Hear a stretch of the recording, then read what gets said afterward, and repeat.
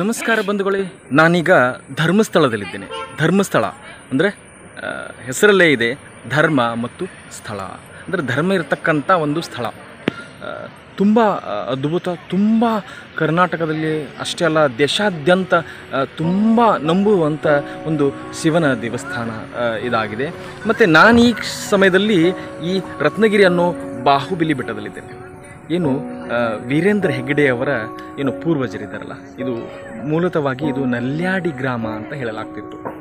ತದನಂತರದಲ್ಲಿ ವೀರೇಂದ್ರ ಹೆಗ್ಗಡೆಯವರ ಪೂರ್ವಜರಿಂದ ಇದು ಧರ್ಮಸ್ಥಳವಾಯಿತು ಅಂತ ಹೇಳ್ಬೋದು. ಯಾಕಂದರೆ ತುಂಬ ಧರ್ಮಿಷ್ಠರಾಗಿದ್ದರು ಅವರು. ಯಾವ ರೀತಿ ಅಂತಂದರೆ ನಿತ್ಯವೂ ಅವರು ಭೋಜನ ಮಾಡುವುದಕ್ಕಿಂತ ಮುಂಚಿತವಾಗಿ ಯಾರಾದರಿಗೂ ಆತಿಥ್ಯವನ್ನು ಬಡಿಸಿ ನಂತರದಲ್ಲಿ ತಾವು ಆಹಾರವನ್ನು ಪ್ರಸಾದವನ್ನು ಸೇವನೆ ಮಾಡುವ ಪದ್ಧತಿಯನ್ನು ಅವರು ಅಳವಡಿಸ್ಕೊಂಡಿದ್ದರು. ಸೊ ಇಷ್ಟೊಂದು ಧರ್ಮದ ಆಚರಣೆಯಲ್ಲಿ ಇದ್ದಿದ್ದರಿಂದ ಧರ್ಮ ದೇವತೆಗಳು ಬಂದು ಅವರಿಗಿಲ್ಲಿ ಪ್ರತ್ಯಕ್ಷ ರೂಪದಲ್ಲಿ ಬರ್ತಾರೆ. ಆದರೆ ಮೂಲವಾಗಿ ನೋಡ್ತಾ ಹೋದಾಗ ಅವ್ರಿಗೆ ಕನಸಿನ ರೂಪದಲ್ಲಿ ಬಂದಿರ್ತಾರೆ.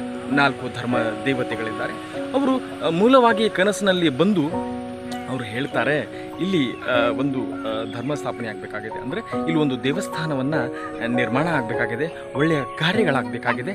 ಹಾಗಾಗಿ ಬೆಳಗ್ಗೆ ಒಬ್ಬ ವ್ಯಕ್ತಿ ಬರ್ತಾರೆ, ಅವರು ನಿಮಗೆ ಮಾರ್ಗದರ್ಶನ ಮಾಡ್ತಾರೆ ಅಂತ ಹೇಳಿಬಿಟ್ಟು ಅವರಲ್ಲಿಂದ ಹೊರಟಾಗ್ತಾರೆ. ಇದು ಆಗಿರುವಂಥದ್ದು ಸ್ವಪ್ನದಲ್ಲಿ. ಆದರೂ ಕೂಡ ಅವರು ಹೋಗುವಾಗ ತಮ್ಮಲ್ಲಿರ್ತಕ್ಕಂಥ ಚಿನ್ನದ ಕತ್ತಿಯನ್ನು ಏನು ಒಂದು ಮೂಲೆಯಲ್ಲಿ ಇಟ್ಬಿಟ್ಟು ಅವರು ಆ ಉಯ್ಯಲಲ್ಲಿ ಕೂತ್ಕೊಂಡಿರ್ತಾರೆ. ಹೋಗುವಾಗ ಅದನ್ನು ಮರೆತು ಹೋಗ್ಬಿಡ್ತಾರೋ ಅಥವಾ ಬೇಕು ಅಂತ ಬಿಟ್ಟು ಹೋಗ್ತಾರೋ ಗೊತ್ತಿಲ್ಲ. ಆದರೆ ಈ ಹೆಗ್ಗಡೆಯವರ ಮನೆಯಲ್ಲಿ ಇದೆ ಅಂತ ನಾನು ಮಲ್ಲೇದು ಶ್ರೀಮಂಜುನಾಥ ಅನ್ನೋ ಪುಸ್ತಕದಲ್ಲಿ ಈ ಒಂದು ಇತಿಹಾಸವನ್ನು ನಾನು ಓದಿದ್ದೇನೆ. ಸೊ ಆ ಆಧಾರದ ಪ್ರಕಾರವಾಗಿ ನಾನು ನಿಮಗೆ ಹೇಳ್ತಾ ಇದ್ದೇನೆ. ಹೆಗ್ಗಡೆಯವರು, ವೀರೇಂದ್ರ ಹೆಗ್ಗಡೆಯವರು ಮೂಲತಃ ಜೈನ ಧರ್ಮದವರಾಗಿದ್ದರು. ಜೈನ ಧರ್ಮದವರು ಆಗಿದ್ರು ಕೂಡ ಅವರು ಇವರಿಗೆ ಧರ್ಮ ದೇವತೆಗಳು ಬಂದು ಇವರಿಗೆ ಪ್ರತ್ಯಕ್ಷ ಧರ್ಮ ದೇವತೆಗಳು ಬಂದು ಆಶೀರ್ವಾದ ಮಾಡಿರುವಂಥದ್ದು. ಹಾಗಾಗಿ ಬೆಳಗ್ಗೆ ಆ ಒಬ್ಬ ವ್ಯಕ್ತಿ ಬರ್ತಾರೆ, ಬಂದ್ಬಿಟ್ಟು ಆಗ ಏನು ಅವರು ಹೇಳ್ತಕ್ಕಂಥ ಲಕ್ಷಣಗಳೆಲ್ಲ ಆ ವ್ಯಕ್ತಿಯಲ್ಲಿ ಕಾಣಿಸುತ್ತೆ. ಹಾಗಾಗಿ ಅವರನ್ನು ಇಲ್ಲಿ ಇರಲಿಕ್ಕೆ ಹೇಳ್ತಾರೆ. ಅವರು ಅವರ ಒಂದು ಮಾರ್ಗದರ್ಶನದಲ್ಲಿ ಈ ಕ್ಷೇತ್ರ ಮುನ್ನಡೆಯುತ್ತೆ. ಮತ್ತು ಅವರು ಏನು ಅವರೇ ಅಣ್ಣಪ್ಪ ದೇವರು ಅಂತ ಹೇಳ್ತಾರೆ. ಅಣ್ಣಪ್ಪ ದೇವರು ಮೂಲ ಮಂಜುನಾಥ ಏನು ಮಂಗಳೂರಲ್ಲಿರ್ತಕ್ಕಂಥ ಮೂಲ ಮಂಜುನಾಥ ದೇವಸ್ಥಾನ ಅಲ್ಲಿದೆ. ಪಕ್ಕದಲ್ಲಿ ಅಲ್ಲಿ ಒಂದು ಶಿವಲಿಂಗ ಇತ್ತು. ಆ ಲಿಂಗವನ್ನು ತಂದು ಇಲ್ಲಿ ಪ್ರತಿಷ್ಠಾಪನೆ ಮಾಡ್ತಾರೆ. ಇಲ್ಲಿ ಪ್ರತಿಷ್ಠಾಪನೆ ಮಾಡಿದ್ರಿಂದ ಅದು ಮಂಜುನಾಥ ಅಂತ, ಈ ಶಿವನಿಗೆ ಮಂಜುನಾಥ ಅಂತ ಕರೆಯಲಾಗ್ತದೆ. ಚಂದ್ರ ಹೆಗ್ಗಡೆಯವರ ತಂದೆಯಾಗಿರ್ತಕ್ಕಂಥ ರತ್ನವರ್ಮನವರು ಈ ಮೂರ್ತಿಗೆ 966ರಲ್ಲಿ ಕಾರ್ಕಳದಲ್ಲಿ ಇದನ್ನು ನಿರ್ಮಾಣ ಮಾಡ್ತಾರೆ. ಅಲ್ಲಿ 1972ರಲ್ಲಿ ಇದು ಪೂರ್ಣಗೊಳ್ಳುತ್ತೆ. ಆಗ ಇದನ್ನು ಸಾಗಿಸಿ ಇಲ್ಲಿ ತಗೊಂಡು ಬರ್ತಾರೆ. ಇದನ್ನು ಮತ್ತೆ 3 ವರ್ಷಗಳ ನಂತರ ಇದನ್ನು ಇಲ್ಲಿ ಸ್ಥಾಪನೆ ಮಾಡ್ತಾರೆ. ಮತ್ತೆ 1982ರಲ್ಲಿ ಇದರ ಪ್ರತಿಷ್ಠಾಪನೆಯನ್ನು ಮಾಡ್ತಾರೆ.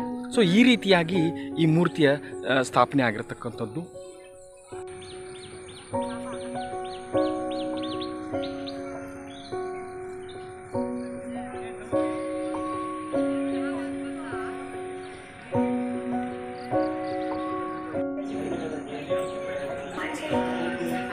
ಮೂರ್ತಿ ಮಾಡ್ಯಾರ ಮಾಡಿದ್ವರ